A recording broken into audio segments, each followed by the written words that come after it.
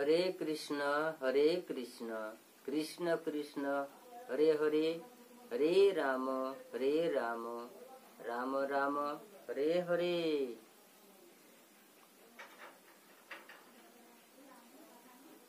মহাবিষ্ণু যার মধ্যে অসংখ্য ব্রহ্মাণ্ড প্রবেশ করেছে এবং কেবলমাত্র যার শ্বাস প্রশ্বাসের প্রতিক্রিয়া মাধ্যমে সেগুলি আবার তার মধ্যে থেকে প্রকাশিত হচ্ছে,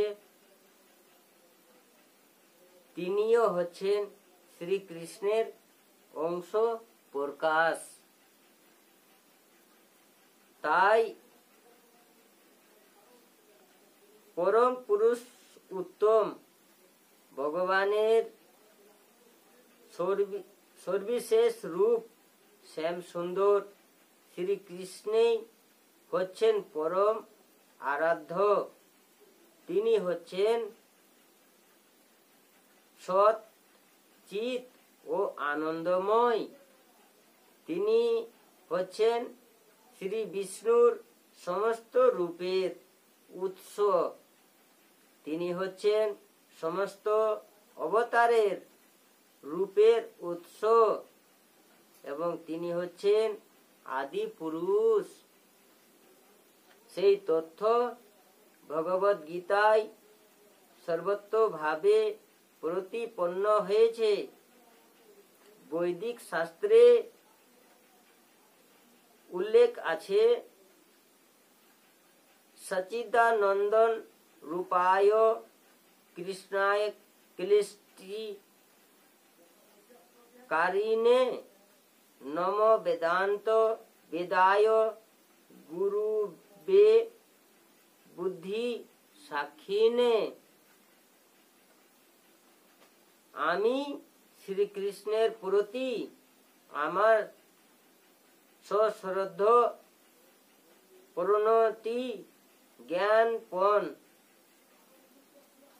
করছি, যার ও প্রাকৃত রূপ হচ্ছে সৎ ও চিত ও আনন্দময়। আমি তাকে শ্রদ্ধা জ্ঞাপন করছি, কারণ তাকে জানার অর্থ সমগ্র বেদকে জানা এবং সেই কারণে তিনি হচ্ছেন পরম গুরু। তারপরে বলা হয়েছে, কৃষ্ণ বৈ পরমং দেবতম। শ্রীকৃষ্ণ হচ্ছেন পরম পুরুষোত্তম ভগবান।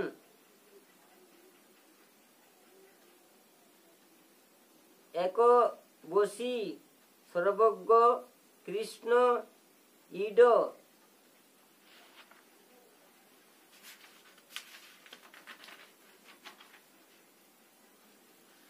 সেই একমাত্র শ্রীকৃষ্ণই হচ্ছেন পরম পুরুষোত্তম ভগবান এবং তিনি আরাধ্য।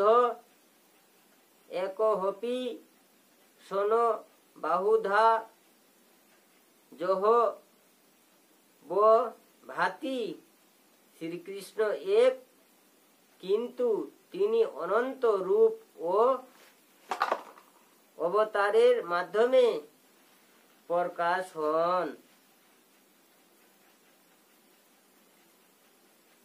ব্রহ্ম সংহিতায় 5:1 বলা হয়েছে, ঈশ্বর পরম কৃষ্ণ সচ্চিদানন্দ বিগ্রহ অনাদিরাদি গোবিন্দ সর্বকারণ কারণম।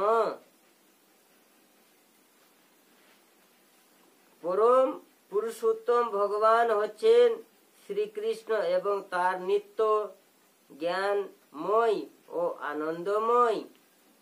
একটি শরীর আছে, তার কোনো আদি নেই, কেননা তিনি সব কিছুরই উৎস। তিনি হচ্ছেন সকল কারণের কারণ। অন্যত্র বলা হয়েছে যত্রা বতীর্ণং কৃষ্ণাখং পরমং ব্রহ্ম নরাকৃতি, সেই পরম তথ্য হচ্ছেন সর্বশেষ পুরুষ, তার নাম শ্রীকৃষ্ণ, এবং তিনি কখনো কখনো এই জগতে অবতরণ করেন। তেমনি শ্রীমদ্ ভাগবত গীতায় পরম পুরুষোত্তম ভগবানের সমস্ত অবতারের বর্ণনা করা হয়েছে এবং সেই তালিকায় শ্রীকৃষ্ণের নামও আছে, কিন্তু তারপর সেখানে বলা হয়েছে যে এই শ্রীকৃষ্ণ ভগবানের অবতার নন, তিনি হচ্ছেন স্বয়ং পরম পুরুষোত্তম ভগবান। এতে চাং সকলা পুংস কৃষ্ণ তত্ত্ব ভগবান স্বয়ং। তেমনি ভগবদ গীতায় ভগবান বলেছেন মত্ত পর তরং নান্যত, অর্থাৎ আমার পুরুষোত্তম ভগবান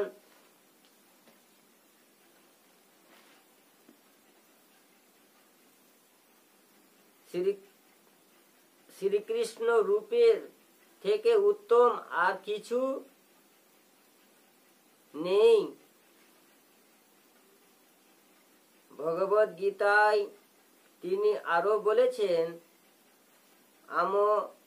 আমোহা দিহি দেবা নামং, সমস্ত দেবতাদের আদি উৎস হচ্ছি আমি। ভগবান শ্রীকৃষ্ণের কাছ থেকে ভগবত তথ্য অবগত হওয়ার ফলে অর্জুনও সেই সম্বন্ধে বলেছেন পরং ব্রহ্ম পরং ধাম পবিত্রং পরমং ভবানু। এখন আমি সম্পূর্ণ ভাবে বুঝতে পেরেছি যে তুমি হচ্ছ পরম পুরুষোত্তম ভগবান, পরম তথ্য, এবং তুমি হচ্ছ সকলের পরম আশ্রয়।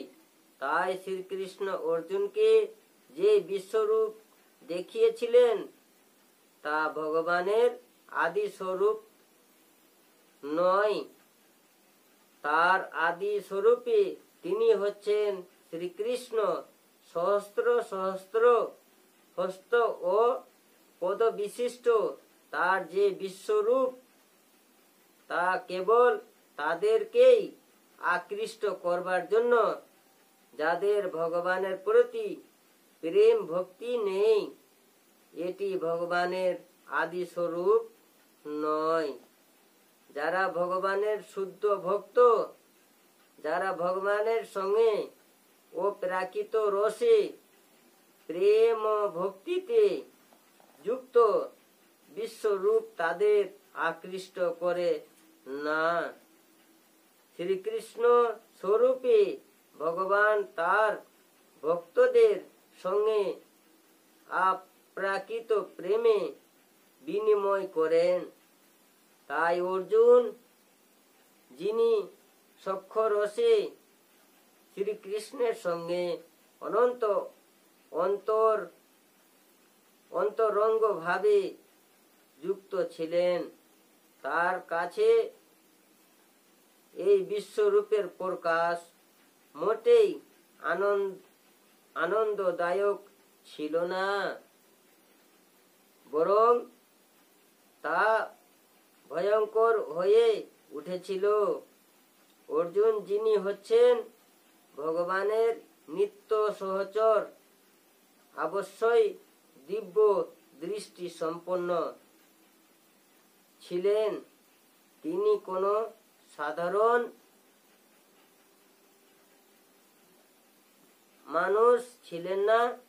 তাই তিনি বিশ্বরূপের দ্বারা আকৃষ্ট হননি। যারা সকাম কর্মে দ্বারা নিজেদের উন্নতি করতে চান তাদের কাছে এই রূপ অতি আশ্চর্যজনক বলে মনে হতে পারে, কিন্তু যারা ভক্তিযোগে ভগবানের সেবায় রত তাদের কাছে শ্রীকৃষ্ণের দ্বিভুজ রূপেই হচ্ছে সবচেয়ে প্রিয়।